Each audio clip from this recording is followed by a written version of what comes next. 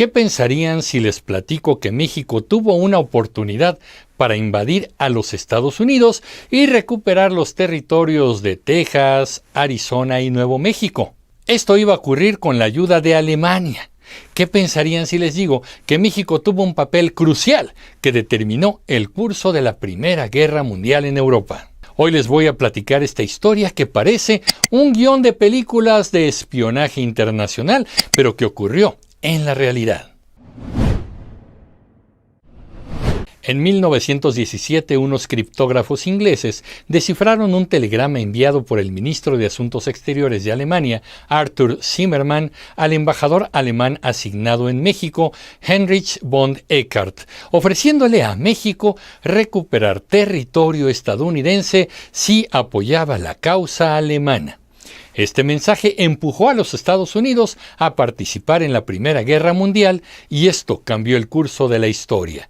Pero vamos a los detalles.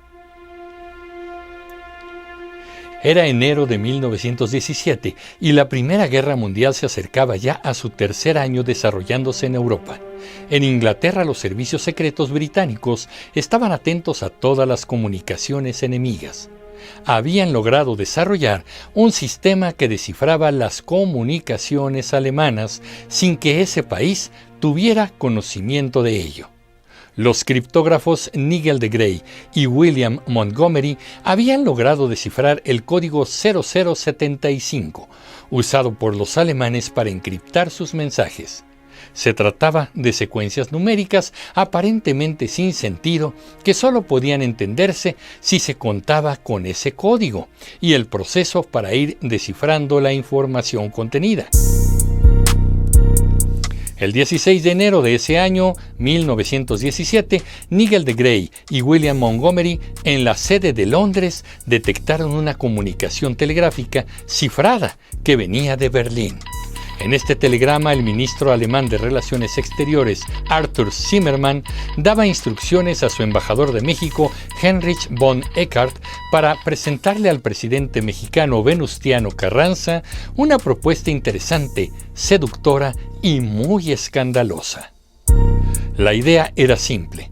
Alemania le ofrecía su respaldo económico y militar a México para que entrara en conflicto con los Estados Unidos, país que, por cierto, se había mantenido neutral ante la Primera Guerra Mundial y así recuperar Texas, Arizona y Nuevo México.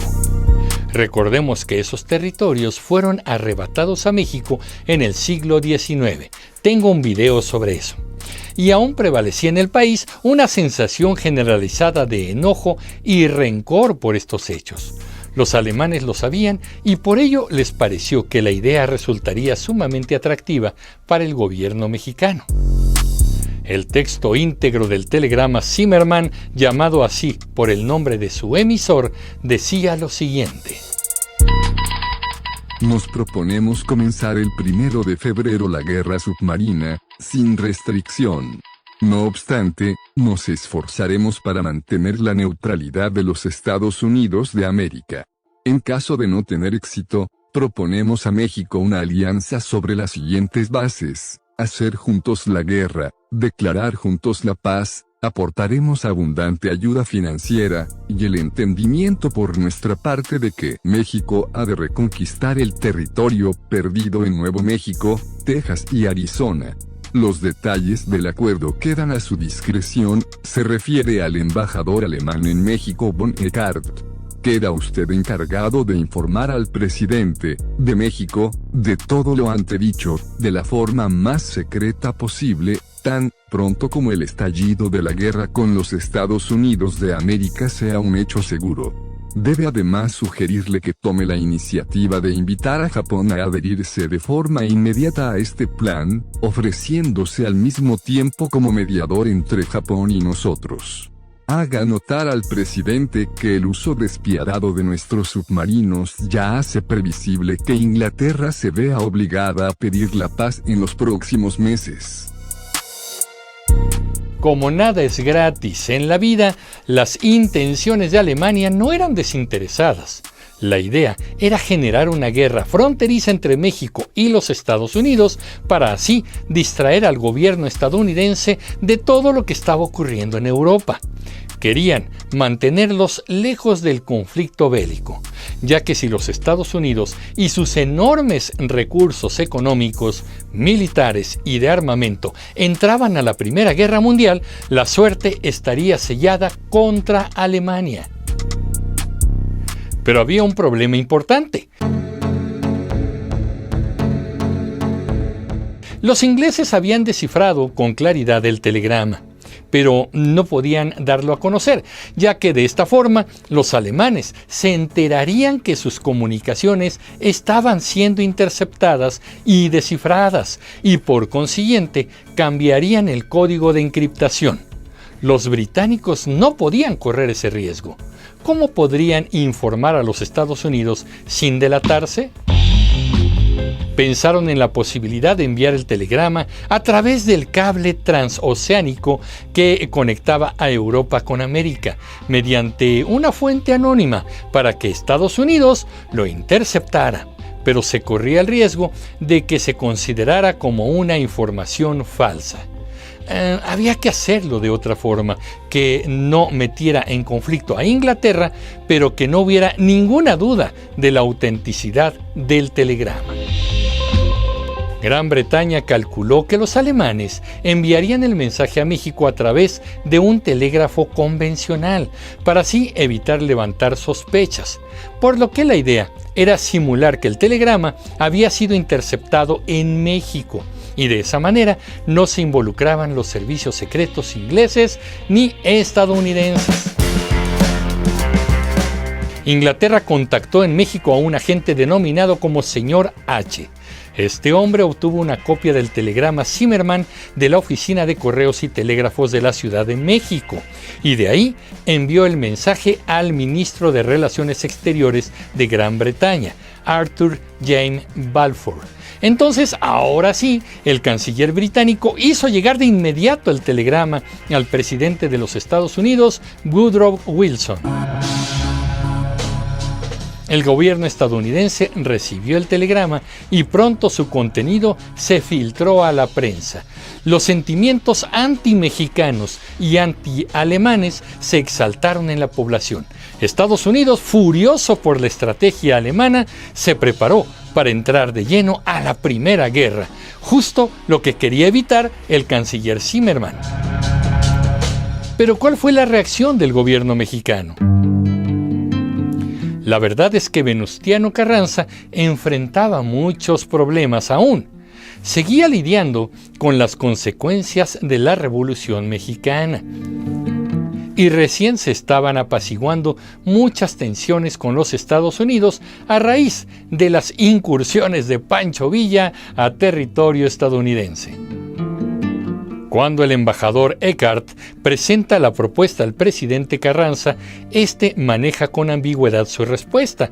De hecho, el secretario de Relaciones Exteriores mexicano, Cándido Aguilar Vargas, vio con simpatía la propuesta alemana.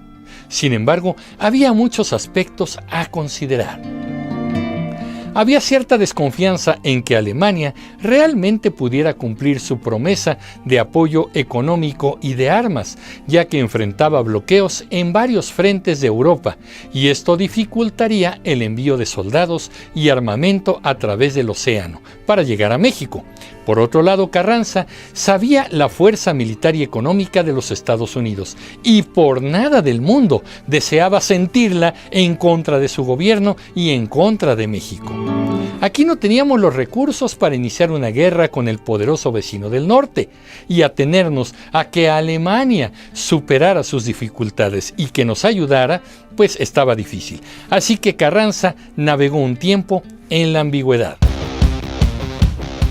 El 2 de abril de 1917, Estados Unidos rompió relaciones y declaró la guerra a Alemania, y con ello se integró de lleno a combatir en la Primera Guerra Mundial. En su relación con México, el gobierno estadounidense decidió dejar en pausa la cacería de Pancho Villa, la cual continuaba con intensidad, para así limar asperezas y tener a México como un posible aliado. Venustiano Carranza hizo sus cálculos políticos y militares y llegó a la conclusión de que no había manera de que un conflicto con los Estados Unidos fuese provechoso para México. Así que el 24 de abril, cuando los Estados Unidos ya estaban en guerra, le comunicó de manera oficial al embajador alemán Heinrich von Eckart que México rechazaba la oferta, pero dejó una ventana abierta a la posibilidad en caso de que México se anexara al conflicto. Entonces, ya veríamos, dijo. El historiador austriaco Friedrich Katz señala que Venustiano Carranza hizo muchas promesas a los alemanes, quizá con la idea de tenerlos aplacados, pero sin ninguna intención de cumplirlas. También se manejó con prudencia con los Estados Unidos, al tener conversaciones y transparentar que efectivamente había recibido esa propuesta por parte de Alemania, pero que la había rechazado. Gracias a esta estrategia logró detener la expedición punitiva que Estados Unidos efectuaba en la frontera con México, enviando tropas para cazar a Pancho Villa y a su ejército, y evitó también que los alemanes realizaran acciones de sabotaje en los pozos petroleros mexicanos. Y lo más importante, logró mantener la independencia nacional frente a las presiones intervencionistas de las dos grandes potencias mundiales. Concluyo platicándoles que la paranoia estadounidense no cesó de inmediato. En la frontera entre México y los Estados Unidos, especialmente en Sonora, se apostaron algunas tropas estadounidenses vigilando los movimientos ante rumores de supuestos infiltrados alemanes en la región. Ahí se levantaron las primeras alambradas que marcaban los límites territoriales. El 27 de agosto de 1918, la tensión en el lugar desató un tiroteo entre tropas estadounidenses y mexicanas. Esta es conocida como la Batalla de Ambos Nogales y no se tiene el dato preciso de cuántas personas murieron ahí. Actualmente en el centro de Nogales hay un modesto obelisco que recuerda a las víctimas de ese suceso. A unos metros se encuentran las barreras fronterizas.